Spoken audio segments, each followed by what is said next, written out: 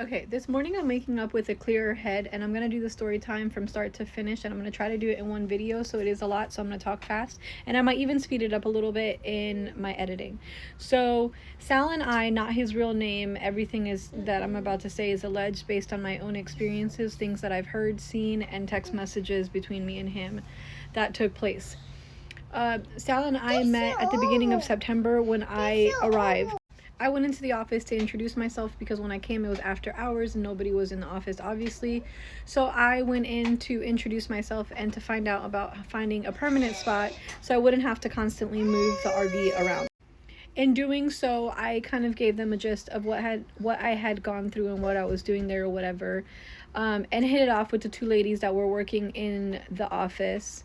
They tell me about their maintenance guy and told me that he could help me with some of the things that I had wrong with the RV because, again, of the situation and how I left with the RV. He ends up walking in coincidentally.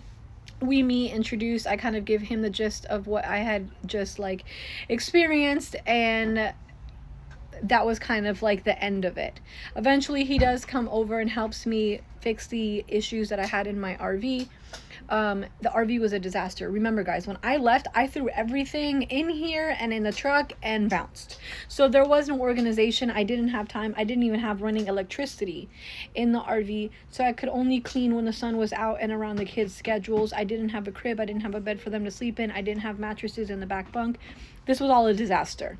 Moving along. In September, our communication continued because about a week or so after I arrived here, I was able to move the RV to the permanent spot, and literally he lives diagonal to me, so he could see me, I can see him. It wasn't like he was far away. Once I moved to the spot, it was nice weather. The kids were able to play outside while I got things organized, so I was like in and out of the RV constantly, with and without the kids. He was passing by all the time because, again, he lives right across from me. He can see me, I can see him. In that time frame, his kids would come outside to play, my kids would come outside to play. We started to hang out, barbecue together, do fire pits together. We were around each other quite often, getting to know each other really as friends more than anything else. But things continued to escalate and we found an attraction to each other. Eventually things led to where things lead with adults sometimes. He knew that I was pregnant. I was testing clean for everything. He told me he hadn't been with anybody since his ex-wife. She obviously was testing clean. She had a baby as well. And so that's kind of where things went. That continued the rest of September throughout October. Towards the end of October, he was going to Ohio to go get a motorcycle. I went on that trip with him. It was me, his cousin, and two of his children. Okay, so he rented a truck. Well, technically Ben rented the truck, his cousin, and we went on that trip. We drove there and back. That's all we did. Once we got back from that trip, he was telling me how he couldn't wait for this, that, the other, whatever. But I ended up having to go get the babies from my ex-husband's house. And when I went to go do that and came back, they were sleeping. I was really tired. And although we had plans to hang out, I ended up like texting him and telling him like the kids are sleeping. I'm really tired. I'm just going to go to sleep. That's exactly what happened. By the next day, things were already different. There was like distance between us for whatever freaking reason. We saw each other, we didn't see each other, we talked, we didn't talk. Like it was just like one of those situations, and that was fine with me. That leads us into November. Again, we're on and off talking, but in November he has a retreat from his church that he wanted to go to, like a men's retreat, and he was getting ready to go to that retreat. In that like whole process or whatever, again, we're talking, we're not talking, it's not a big deal. We see each other when we see each other. We're not together, granted. I end up going outside and I'm getting ready to dye my daughter's hair. He sees me, he calls me over, I go over there and I'm like, what's up? He's like, I wanted to talk to you, I've missed you, I've been admiring you from a distance. I can't believe like we're going this long without talking to each other, and when we do talk to each other, it's very distant and cold. So he's like, when I come back from the men's retreat, we should sit down and talk more. I'm in the process of just trying to clean out the car and get ready to go, whatever.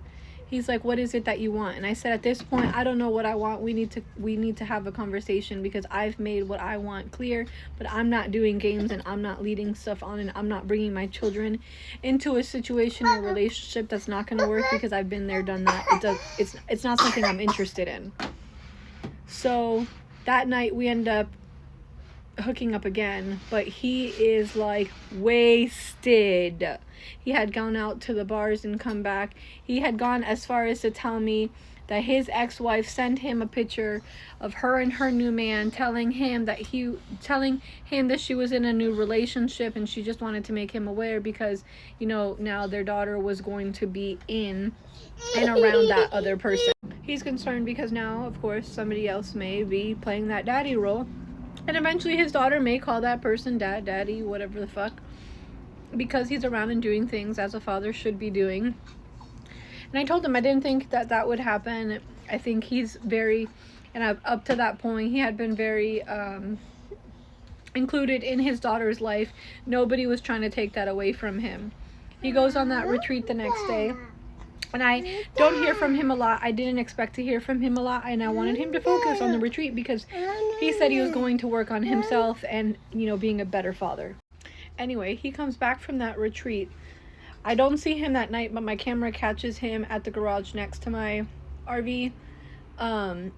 It's later. I'm already in bed. I don't really care. We'll talk tomorrow. I did end up texting him to check in on him and stuff like that, letting him know that I had seen him go in and to get the motorcycle. He tells me he ends up at the emergency room. I'm trying to ask him, like, are you okay? Do I need to come meet you? And he just tells me that the doctors are taking care of it. He shouldn't be much longer, and we'll talk tomorrow. The next day he comes over to my RV. He comes in. He tells me that he needs to talk. I'm only with the 2 babies, so he wants to talk outside. So okay, I go outside to have a conversation with him. He starts accusing me of giving him an STD. He tells me he was tested and that the doctors told him he had a STD and he doesn't have insurance, so now he's having to pay $700 out of pocket for this medication in order to get proper treatment, and that they wanted to swab his friend, but he didn't want to do that, and they said it was extremely painful, and if this came back positive or whatever, then he may have to do that if it doesn't cure with the medication, blah blah blah blah blah. I'm telling him I've been completely clean. I'm pregnant. I'm constantly getting tested, and I also got tested when I left my relationship. The last time that I had been tested was right at the beginning of September, literally the day before I left. The day that I left, I went to the doctor and had blood work done, and those results had already come back in and whatever. I also got tested when I came here to Tennessee and started my maternity care here for this pregnancy, because I wanted to again make sure that everything was okay. I got tested at the hospital because I was having back pain and like cramping and stuff like that. So I had been tested a lot between September and when he was coming to me in November.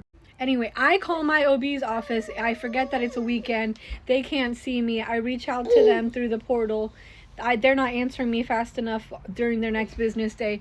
I call during business hours, and I end up getting with a nurse who tells me that I can go in and get tested that afternoon. So I go in that afternoon and get tested again.